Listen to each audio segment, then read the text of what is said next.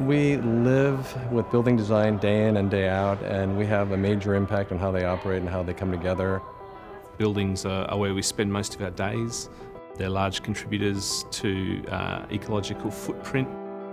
To really get to the reductions we want to see at a large city and regional and beyond, we're going to have to start working together and talking about the best practices.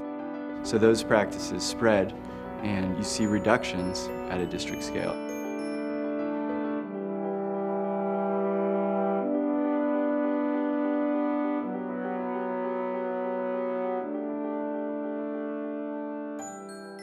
When we founded the Seattle 2030 District, we did it with the foresight in mind that if we have to be able to replicate this model in other parts of the country and maybe even other parts of the world. Denver has a pretty strong sustainable culture. It's part of the Denver lifestyle. It's a Rust Belt city. Its population has cut in half from its peak in 1950. We have an older building stock, so from an energy efficiency side, we have a lot of opportunities to make those buildings much more energy efficient. You go to downtown LA, we have 13 million square feet of energy started rated buildings just in buildings over 1 million square feet. So all these high rises are doing great. But you look at the periphery, some of these people who might not know in smaller buildings how to improve their building's energy and water performance. And these are the people that we want to talk to and engage and help out and be a resource for. There's been a really positive response to the 2030 district, especially around the idea of the 2030 targets, which are very specific, so people can really get their mind around it. What I find exciting about the 2030 initiative, that it combines the existing building and the new building. So it's sort of the continuity of tracking the performance and achieving the goals, which hopefully will inspire and unify the efforts in producing the high-performance building on a larger scale. We have to be able, as an organization, to deliver to property owners and managers and developers the tools to overcome some of the major barriers in the marketplace to allow them to achieve greater levels of energy, water, and transportation efficiency. I think one of the big strengths out of the 2030 model is the fact that it's so private sector led, and really that's where the decisions get made to implement energy efficiency. Getting people to collaborate like this is a good way to do this. They're happy to do it because they're choosing to do this. Proving our value proposition to the property owners and managers, getting them bought into the group, getting them to really take ownership of it was the next big challenge. And once that happened, everything else really fell into place, because once they really internalized it, made it their group, they really took it out to the rest of the city.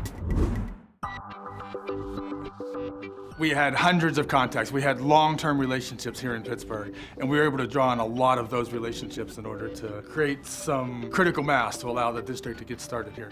Working with a whole bunch of other community partners and local organizations, just leveraging those relationships, it builds on what we're doing, on what they're doing, and makes the whole district more successful. And it helps people see how engaging with one nonprofit organization can help them work towards a measurable goal for the 2030 district in a way that they maybe didn't anticipate when they started down that path. It's really created a framework to start new projects. Our Smart Buildings project, the Community Power Works project, which was an existing project that we helped to really move forward. It's really helped to accelerate the sustainability, building efficiency world in the city. I think it's given it new momentum. We have been able to align not only the energy and environmental goals, but the bottom line. So these partners are looking at ways to make their cities more attractive, how to save money, how to build jobs, how to build a strong infrastructure. Our buildings are old.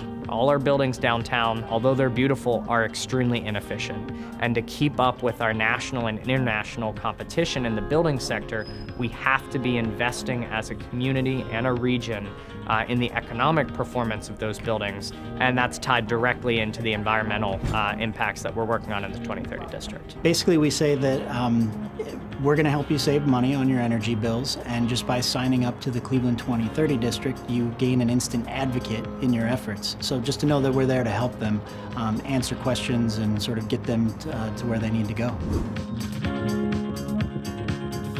when we started talking about districts, it made perfect sense. And suddenly you had a mechanism and you had a vocabulary to start good conversation with people and try to convince them that rather than one building, here's an opportunity to actually use what you're doing very well and to try to inspire other people and actually move larger areas forward collectively.